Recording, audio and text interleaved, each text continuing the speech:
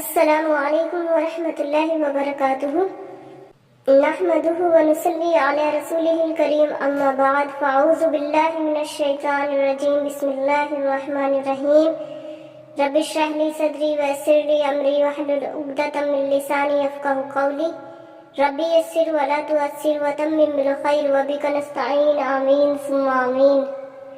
آج ہم سورہ بقرہ کی آیت نمبر 20 شروع کرتے ہیں۔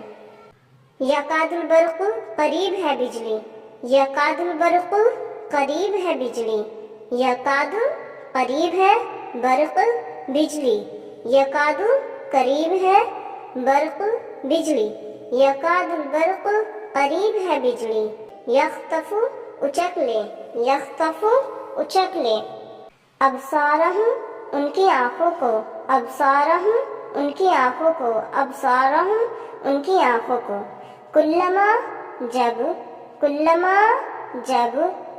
اضاء روشن کر دیا، اضاء روشن کر دیا، اضاء روشن کر دیا، لہم ان سب کے لیے، لہم ان سب کے لیے، مشو وہ سب چل پڑتے ہیں، مشو وہ سب چل پڑتے ہیں، مشو وہ سب چل پڑتے ہیں، فی اس میں، فی میں، ہی اس، فی ہی اس میں، وَإِذَا اور جب، وا اور اذا جب، وا اور اذا جب، وَإِذَا اور جب، اظلما اندھیرا چھا جاتا ہے، اظلما اندھیرا چھا جاتا ہے، اظلما اندھیرا چھا جاتا ہے، علیہم ان پر، علیہم ان پر، علی پر، ہم ان، علیہم ان پر،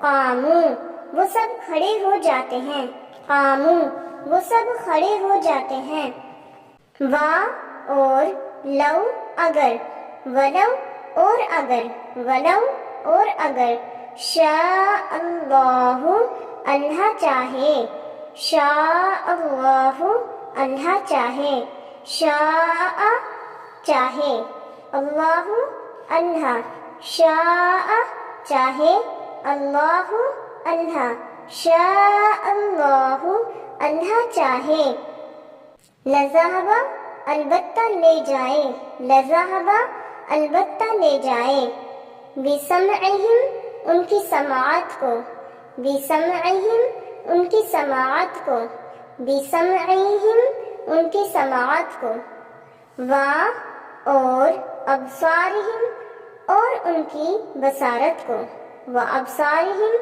اور ان کی بصارت کو، ان اللہ بے شک اللہ، ان اللہ بے شک اللہ، ان اللہ بے شک اللہ، کل شیء ہر چیز پر، علی پر، کلی ہر، شیء چیز، علی پر، کلی ہر، شیء چیز، علی کل شیء ہر چیز پر، قادر قادر ہے، قادر قادر ہے، قادر قادر ہے۔ اب اس کا مکمل ترجمہ دیکھ لیتے ہیں۔ قریب ہے بجلی اچک لے ان کی آنکھوں کو، جب روشن کر دیا ان سب کے لیے وہ سب چل پڑتے ہیں اس میں، اور جب اندھیرا چھا جاتا ہے ان پر وہ سب کھڑے ہو جاتے ہیں، اور اگر اللہ چاہے البتہ لے جائے ان کی سماعت کو اور ان کی بصارت کو، بے شک اللہ ہر چیز پر قادر ہے۔ یہاں یکاد البرق میں یہ جو بجلی ہے، یہاں اللہ تعالیٰ نے بجلی کی تعبیر ان احکامات، ان آیتوں سے کی ہے جو وحی کے ذریعے حضور پاک صلی اللہ علیہ وسلم پر نازل ہوئے۔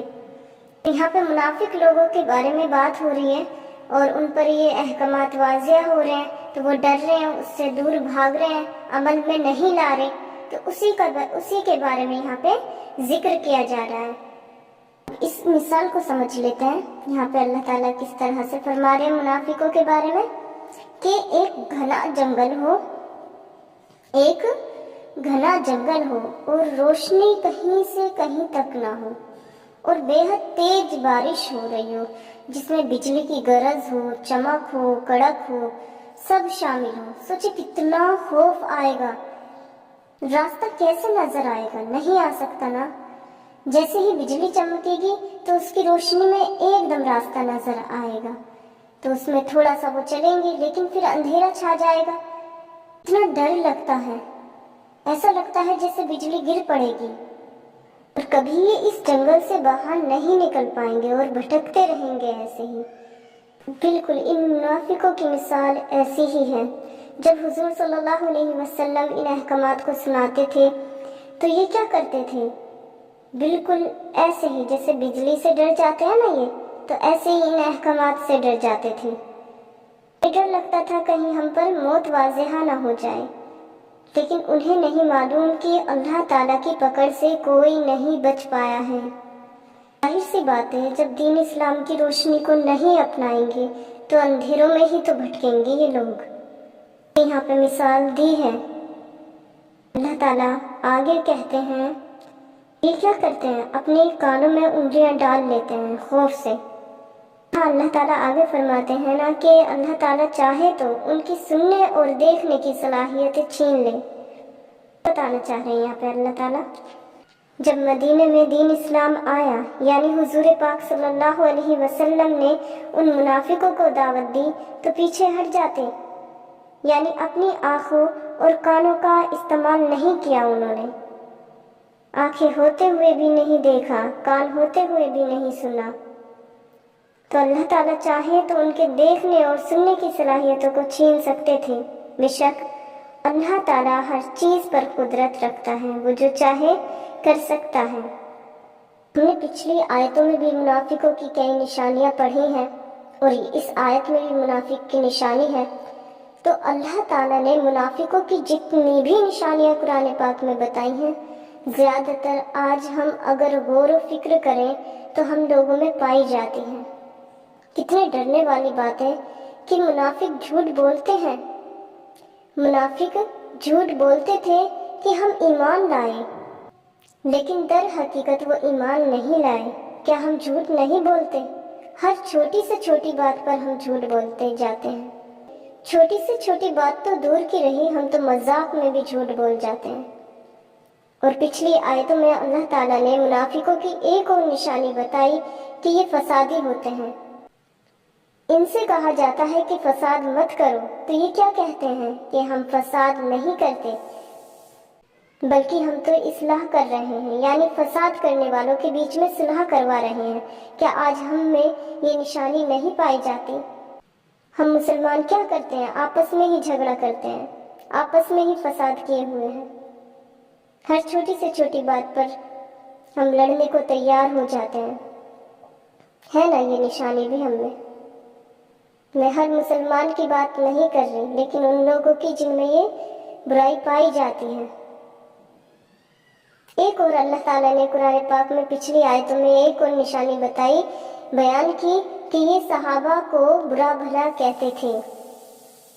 یہ صحابہ کو برا بھلا کہتے تھے، ان سے کہا جاتا تھا کہ اس طرح سے ان لوگوں کی طرح ایمان لاؤ جیسے کہ یہ لوگ لائے، یعنی صحابہ۔ تو کہتے تھے نعوذ باللہ کہ ہم ان صحابہ کی طرح، ان بیوقوفوں کی طرح ایمان لائیں جیسے کہ یہ لائے ہیں۔ اگر ہم آج غور کریں تو جتنے بھی علماء دین ہیں، جتنے بھی قاری ہیں، مفتی ہیں، مولانا ہیں، ہم یوں ہی منہ بھر کر ان کی برائی کر دیتے ہیں، یوں ہی ان کو برا بھلا کہہ دیتے ہیں، ان کا احترام اور عزت ہم نہیں کرتے۔ تو یہ بات ہے نا ہم میں۔ آج جو یہ ہم نے سورہ بقرہ کی 20 آیت پڑھی ہے، اس کی مثال میں آپ کو ایگزامپل کے طور پر بتاتی ہوں۔ ایک ایسا شخص جو اب 50 سال کا ہو چکا ہے، جب سے اس پر نماز فرض ہوئی تھی تب سے اس نے نماز نہیں پڑھی ہے۔ ابھی 1 سال پہلے ہی سے اس نے نماز پڑھنی شروع تو کر دی ہے، لیکن اس کی جو پچھلی نمازیں قضا ہوئی ہیں ان کو پڑھنے کی اس میں ہمت نہیں ہے، اس کو ڈر لگتا ہے۔ اسے لگتا ہے کہ میں کیسے پڑھوں گا۔ اس سے کہا جائے کہ یہ جو 30-35 سال کی آپ کی نمازیں قضا ہوئی ہیں انہیں بھی ادا کرنا ہے، تو وہ ڈر جاتا ہے اور کہتا ہے یہ کیسے کر سکتا ہوں میں، یہ تو ہو ہی نہیں سکتا، یہ تو ناممکن ہے۔ ہم میں سے بہت سے مسلمان ایسے ہیں، بہت سے احکامات کو نہیں عمل کر پاتے، یہ سوچ کر یہ تو بہت ہی بال سے بھی باریک مسئلہ ہے، اسلام پر عمل نہیں کیا جا سکتا، ایسا نہیں ہے۔ جب ہم چاہیں گے نا اللہ تعالیٰ سے، جس دن ہمارے دل میں محبت ہو گئی اس دن سے ہم عمل کرنا شروع کر دیں گے، ہر بات ہر عمل ہمارے لیے آسان ہو جائے گا۔ ایسے ہی ایک ایگزامپل میں آپ کو دیتی ہوں کہ ایک ایسا شخص جس پر 10 سال سے زکوٰۃ واجب تھی لیکن اس نے نہیں دی، تو جب اس سے کہا جاتا ہے کہ اپنی اس سال کی بھی زکوٰۃ دینی ہے اور جو پچھلی 10 سال کی تھی وہ بھی آپ نے ادا کرنی ہے، تو ڈر جاتا ہے، دور ہٹ جاتا ہے، کہتا ہے میں کیسے دوں گا، اس سال کی ہی دے دوں، یہ بھی بہت بڑی بات ہے، ایسے تو میں کنگال ہو جاؤں گا، ایسے تو میں غریب ہو جاؤں گا، ایسے تو میرے پاس کچھ بھی باقی نہیں بچے گا۔ ڈر رہے نا ہم احکامات سے، پیچھے ہٹ رہے نا ان منافقوں کی طرح، جیسے یہ اپنے احکامات کو سن کر حضور صلی اللہ علیہ وسلم کی بتائی ہوئی باتوں کو سن کر اپنے کانوں میں انگلیاں ڈال لیتے تھے، ویسا ہی ہم کرتے ہیں۔ 35 سال کی نمازیں کیا 50 سال کی نمازیں ادا کر دیں گی، 10 سال کی زکوٰۃ کیا اس سے زیادہ ادا کر دیں گے جب اللہ تعالیٰ سے ہمیں محبت ہو جائے گی اور اللہ تعالیٰ ہمیں ہدایت کی روشنی میں لے آئے گا۔ ہمیں اندازہ بھی نہیں ہوگا کہ ہمارے لیے اللہ تعالیٰ اتنی آسانیاں پیدا کر دے گا کہ ہم اسے گمان میں بھی نہیں لا سکتے۔ بس ہمیں سچی توبہ کی ضرورت ہے، اللہ تعالیٰ ہمیں ہر گناہ سے بچائے اور سچی توبہ کی توفیق دے اور استقامت دے۔ مجھے یقین ہے کہ اللہ تعالیٰ ہمیں ضرور معاف کر دے گا۔ جیسے ہوتا ہے نا ایک ایسا بچہ جسے ابھی صحیح سے چلنا بھی نہیں آتا، وہ لڑکھڑاتے قدموں سے اپنی ماں کی طرف بڑھتا ہے، اس سے پہلے کہ وہ بچہ لڑکھڑا کر گرے اس کی ماں بجلی کی سی تیزی سے اس کی طرف بڑھتی ہے اور اس کو اپنی آغوش میں تھام لیتی ہے، اپنی باہوں میں تھام لیتی ہے۔ بالکل ایسا ہی رشتہ ہمارا اور ہمارے اللہ کا ہے۔ اگر ہم کہیں لڑکھڑائیں گے تو اللہ تعالیٰ ہمیں فوراً تھام لے گا، ہمیں ڈرنا نہیں ہے، ہمیں بس آگے بڑھتے جانا ہے، عمل کرتے جانا ہے، انشاءاللہ اللہ تعالیٰ ہدایت ہمیں دیتا چلا جائے گا۔